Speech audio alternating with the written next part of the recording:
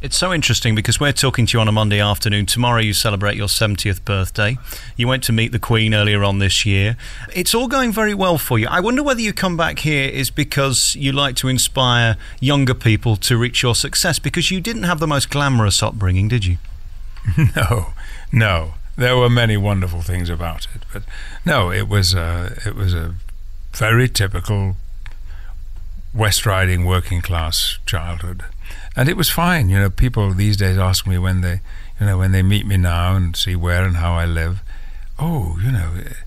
it must have seemed awful when you were growing up. Well, of course, you didn't know anything different, and everybody else was living in the same way, hand to mouth. My mother and me hiding behind the sofa when the rent collector came to the door. I mean, literally, because we didn't have the rent. But I can only say since I came back, the last 6-7 years have been the best years of my life. The last decade has been a fantastic decade. The 70 part is the least attractive to me. I don't know how that came about. It's a complete mystery to me. 70 doesn't sound like me. It doesn't feel like me. I feel as though I ought to be behaving a little bit more in an adult fashion than I usually do. I mean, there I was at Silverstone yesterday afternoon, screaming in the mechanics pits, in the McLaren pits, and yes, I did take a trip to the Palace just about a month ago. All these things have come together at a time that take my breath away, because I never expected these honours to come my way. They were things that happened to other people, not to me.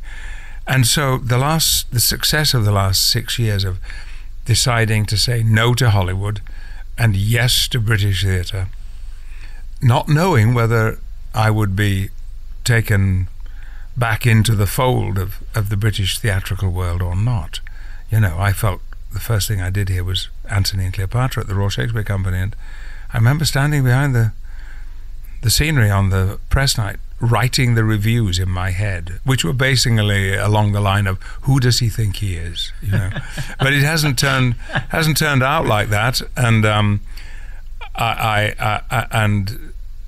so I'm a bit dazed by it all, frankly, but delighted, nevertheless, delighted because this has been brought up once or twice on the distinction that some people feel, and certainly I do, that this has brought to my local community and to the place where I grew up and how I grew up, and those people who were significant in putting my feet on the path that has led to where I am today.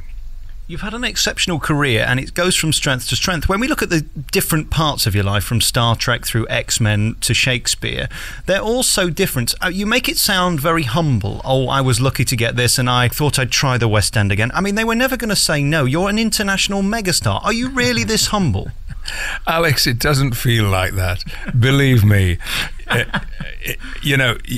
Yesterday afternoon, on the starting grid at Silverstone, I was talking to a member of the royal family, and just at that moment, Lewis Hamilton caught my eye, and his face lit up, and I had to say, "Excuse me, sir." I just and the thrill I felt at standing there on the grid. He was already in his race suit, shaking hands with Lewis Hamilton. I felt like a kid again. So it's not any kind of false modesty. I do feel lucky many times over from the very, very beginning, and I've taken some risks as well. I've chosen to do things. There were people who thought I should not have gone to Hollywood and done Star Trek. People who thought I was letting down my theatre background. People in Hollywood were amazed and dismayed that I said I was giving up that life and coming back to England. The whole business of taking on the job of Chancellor here. They've all, in a sense, been gambles, but without risk, without having a shot at something, not knowing whether you can pull it off or not. I find that stimulating, and I find, in a strange kind of way, that's what keeps me feeling youthful and certainly not feeling 70. I was 40 a couple of weeks ago, is how it feels.